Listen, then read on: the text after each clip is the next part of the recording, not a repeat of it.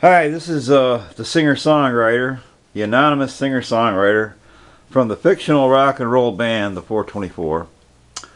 Um, this is the next in the series of my In the Studios series of videos where I explain the writing of a song and everything involved with it. This little side episode is my guitars, and I'd like to start off with the smallest one of the bunch. It's a baritone uke. It's not anything special. It's a Savannah. It's a Chinese guitar. Chinese uke. It was, I bought it because I wanted a uke. I just wanted to play one, and I wanted to start off with a baritone uke because it's tuned like a guitar. The bottom four strings of a guitar. But anyway, I learned how to play it, and I haven't done any recording with it yet. But my wife took it to Cleveland. She's a big fan of this underground band called Walk Off the Earth, and they're pretty good. They do a lot of covers, and then what they do is they take a cover song and they make it their own. And they got a few originals that are pretty good, and I'm a kind of a fan of them too. But she got all their signatures, everybody except the two most important people. But anyway, there it is. That's my uke. It's probably out of tune. I haven't played it in a while. But anyway, that's it. Another guitar that's going to be coming into the spotlight real soon is this. It's called an Alston A010. It's not done yet. I build my own guitars sometimes. This is a kit. I like the body shape, and I like the flame maple, and my wife wanted a nice bluish colored one, so here we go. I'm in the midst of building a Alston A10, and that will turn out to be one of my favorite guitars because I build it. Another guitar I use in the studio a whole lot because you got to have a bass in your repertoire. It's an Ibanez. I think it's SR 300 or something like that. It's a real nice bass, man. It plays nice. It's got active electronics, active tone, all that crap. Plays real sweet. It's got a nice thin neck and low action. By God, that's one of my favorite basses I've ever played. So since I'm a singer-songwriter, I do it all myself, I got to be able to play the bass too.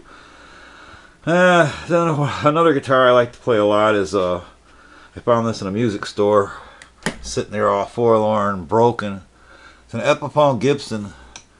It's called a Nouveau Spotlight. And they only made them for a couple years. They made them for exactly 2 years, I believe, back in the 80s. And they got sued by Paul Reed Smith because it's a better guitar than a PRS was at the time. Beautiful flame maple top, EMG select pickups that I've shielded with copper tape. It sounds awesome. I put a blend pot in it. Got rid of the three-way selector. Put abalone knobs on it. The whole schmear. It's a real nice guitar. It's got low action. Plays real nice. Sounds great. It's a great crunchy rhythm guitar, and it's got a little fretwear. But you know what? It just plays great even with the fretwear. So that's one of my favorites. Then I also play a lot of stuff with this. It's Ibanez RG350DX. Beautiful guitar. Cost about $400 brand new back in the day. A few years ago when I bought it. It's my go-to guitar for whammy bar stuff, which I don't do a whole lot of, but when I do, I like it to come back in tune. So I guarantee these Ibanez guitars go back in tune after you do a dive bomb. Then I bought this. I wanted a Telecaster, but Fender never built the one I wanted. First of all, it had to be inexpensive, and Fender don't build no inexpensive guitars, so not any good ones anyway. So I went and I did a little research on the internet and decided that I wanted to buy myself an SX Furion from Rondo Music. It's a Chinese guitar. It's a copy. It's a clone of the Tele. They don't make the same shape headstock. They got their own shape, and they got a different profile radius on the neck, and it's a really good guitar. I was shocked when I bought it. When I opened the box, I was just dumbfounded how nice it was. They did have some cheap features like the pick guard. I replaced the pick guard so it would match my DX. So anyway, this is the fad I got going right now. I replaced my pick guards to look all pretty much the same. But anyway, I put some abalone knobs on that, and I plan on also changing this out to this material here and putting a blend pot in. So I'll have a totally unique Telecaster style guitar. It already sounds awesome. I got 1 meg ohm pots in it, and it just screams Tele-tone. But anyway, moving on. I also built this guitar. It came from a kit from Guitar Fetish. It's a ES335 clone. It's a really good copy. I mean, excellent build materials. It's got laminated maple all over it. And it's got this is a veneer top, but it's beautiful veneer. And I came up with that color. And I also designed these aluminum pickup surrounds. I designed and built them. I also custom built this one of a kind super adjustable intonatable brass and aluminum bridge, I should say. It's got a locking bolt there and a locking bolt there. It locks to the posts for ultimate sustain, and the locking stop piece. I turned this into a couple of locks here. So anyway, I put some time into that guitar, and I still have some more plans for it. Probably a blend pot. I like blend pots on my guitar. I don't like three-way switches, so I'll probably put a blend pot there, and I'm going to upgrade these bobbins to something really high-end, probably, or at least medium high-end with coil splitting, a 4-wire feature where I can drill maybe another hole in it and put a coil splitter in there too. So I'll have the ultimate ES335, which is about everything you could put on one, except a tremolo, and I don't want that on there. That's not what it's for. So anyway, there's 1, 2, 3, 4, 5, 6, 7 guitars I've gone through. So on to the acoustic side, when I want to do some plucking of country or just mellower stuff, which I have been known to do, I turn to my Ovation. It's a Legend, Ovation Legend 1867.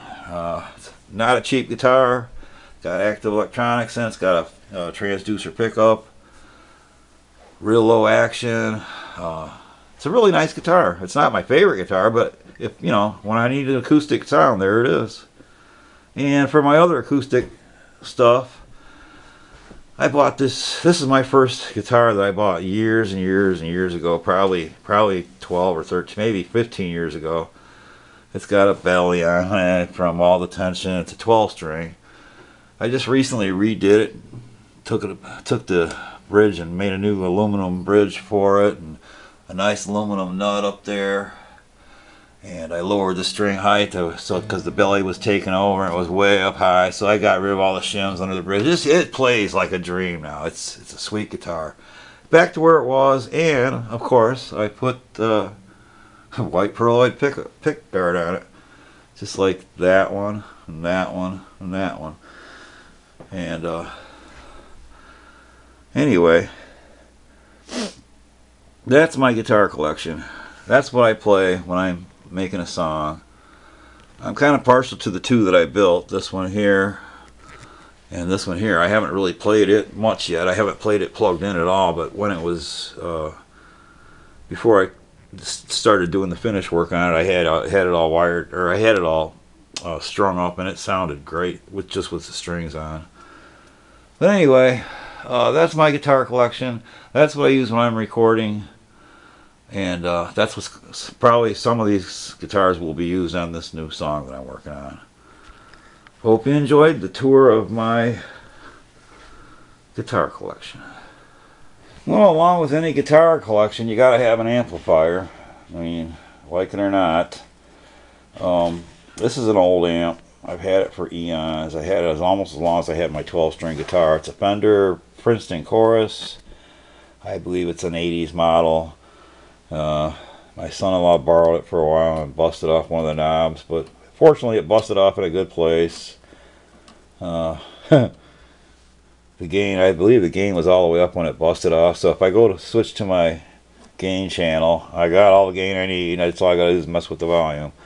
It makes it a little bit of a pain in the butt because I can't get the smooth sound I always liked, but Anyway, it is what it is. And that's what I'm working with these days. I don't have much in the way of amplifiers. I just work with the tone knobs and try to get the best sound I can out of it. It's got a chorus and a reverb and all that crap.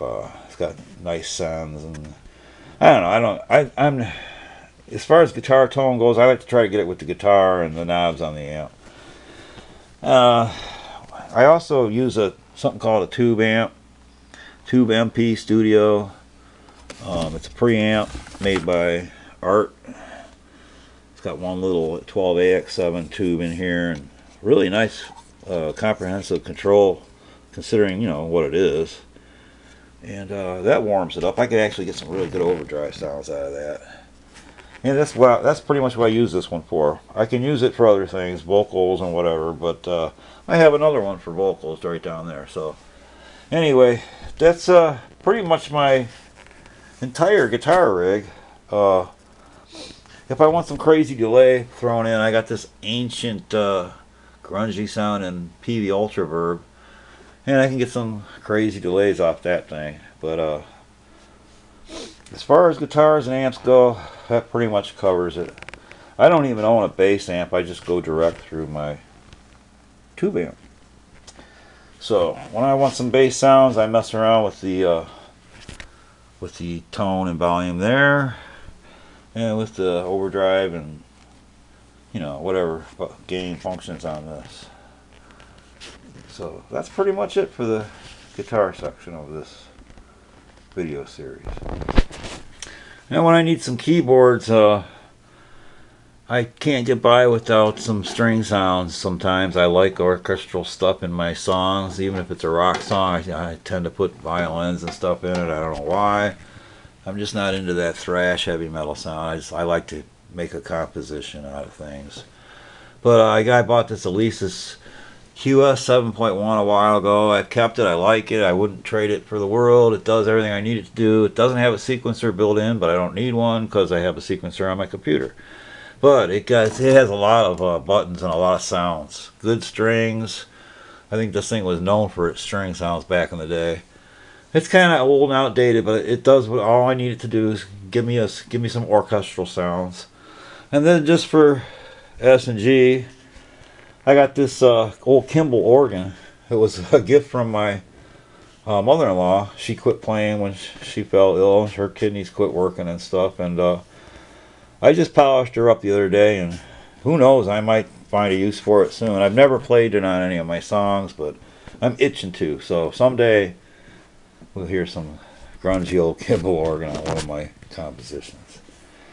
And that's pretty much the keyboard department. Like I said, it doesn't have a sequencer, but I sequence to my computer. The computer can make this as a sound engine or whatever. This is pretty much all analog, ancient stuff that you have to mic it up. So, but if I need sounds, I got sounds. So that's what I use.